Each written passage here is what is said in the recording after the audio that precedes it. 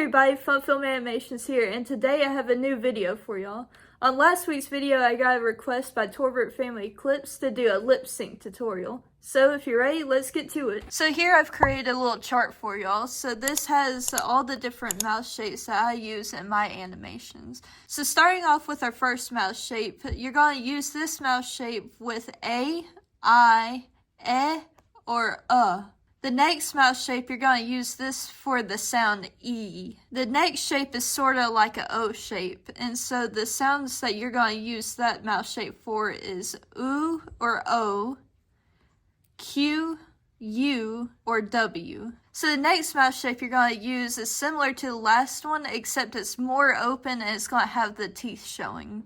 You'll use this mouse shape for the sounds K, and G. The next mouse shape is just all the teeth closed. It's just almost like a big smiley face. And you're going to use this one a lot. This one you use for T, S, N, D, J, X, Z, Ch, and Sh. So the next mouse shape is a closed mouth with the teeth showing, and sort of like where he's biting his lips. So you'll do those lines to indicate that. And you'll use this mouse shape for F and V. The next mouse shape is just a closed mouth, and you'll use that for M and B. The last mouse shape I have for y'all is the open mouth with the teeth and the tongue, and you're going to use that for the sounds L and Th. Okay, so I know what you're thinking. You have the mouse shapes, but how do you know when to use them in your animation?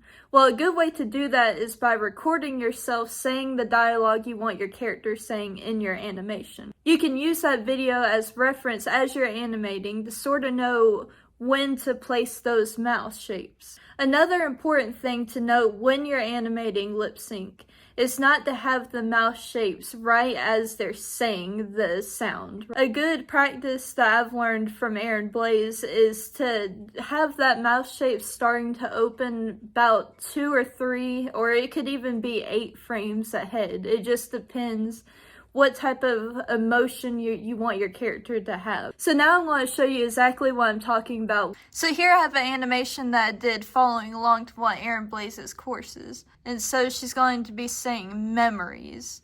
So she'll start with the M shape. She's going to open her mouth and it's going to go back to down to like an M shape. There's that mouth open, back to close. There's the R shape, There's that S shape, so memories. So on frame 14 is when the sound for the M actually starts. But if you look at the animation, you have the mouse shape sort of starting between frame 9 and frame 10. And it gets smaller and smaller.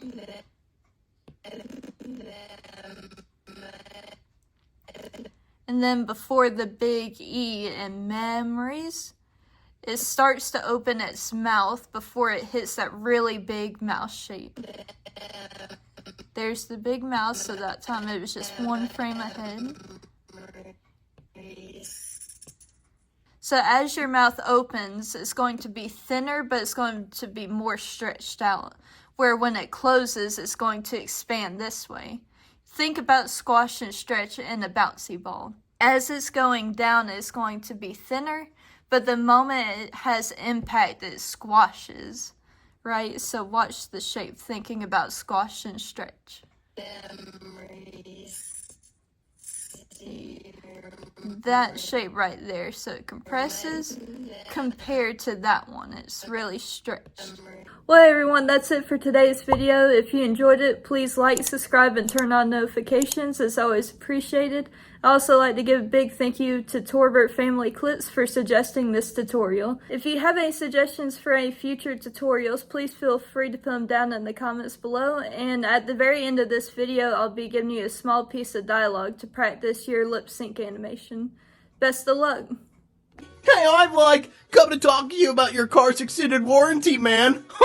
Hey, I'm like, come to talk to you about your car's extended warranty, man.